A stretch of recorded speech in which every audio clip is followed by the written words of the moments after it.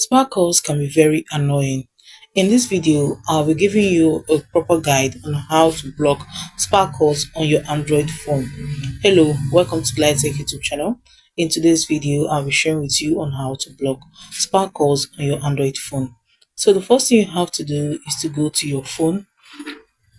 So right here, all you have to do is to click on the settings option found at the top right corner.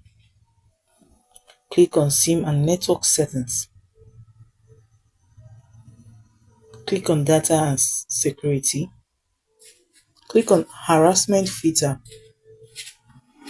So right here, you just have to make sure that this toggle is being turned on. Block numbers not in contact and block unknown or hidden numbers. So when these two toggles are being turned on, no spam calls will get to your phone again. It will not be possible for any spam calls to be able to call you. So guys, that is it on how to block spam calls on Android phone. Guide was helpful. Please do want to like, comment, share and subscribe.